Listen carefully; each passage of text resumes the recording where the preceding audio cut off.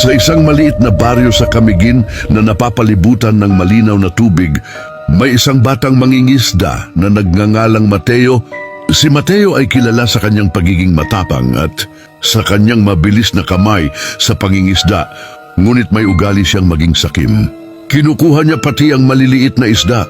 Isang araw habang nasa laot siya, napansin niya ang isang malaking anino sa ilalim ng kanyang bangka. Nang sumilip siya, nakita niya ang isang higanting balyena na may mga mata na tila kumikinang sa ilalim ng tubig.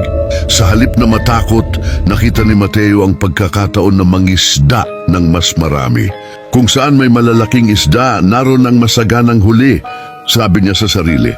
Sinimulan niyang ihulog ang kanyang lambat sa paligid ng balyena, umaasang makakakuha ng malalaking isda na sumusunod dito. Habang ginagawa niya ito, narinig niya ang isang malambing na awit na nanggagaling sa balyena. Hindi ito boses ng tao, kundi isang awit na parang bulong ng dagat nagbababala sa kanya.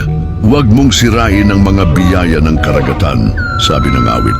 Ang bawat buhay ay may halaga at ang kasakiman ay walang magandang kahihinatnan. Hindi pinansin ni Mateo ang babala. Sa halip, mas lalo pa niyang hinulog ang kanyang lambat. Dahil sa ginawa niya, ang malaking balyena ay unti-unting lumayo.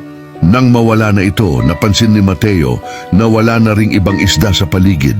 Ang lugar na dati masagana ay naging tahimik at walang buhay.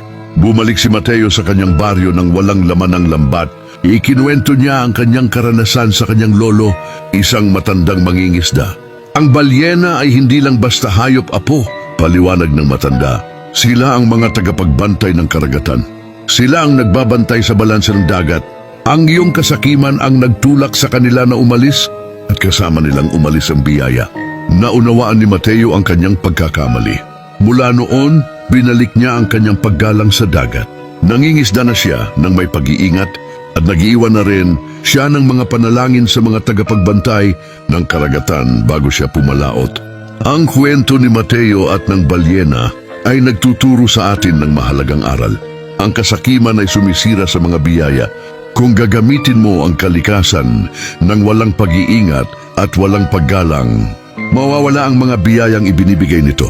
Sa halip na maging sakim, dapat tayong maging responsable at may pasasalamat sa mga tagapagbantay at sa mga yamang ibinibigay ng ating kapaligiran.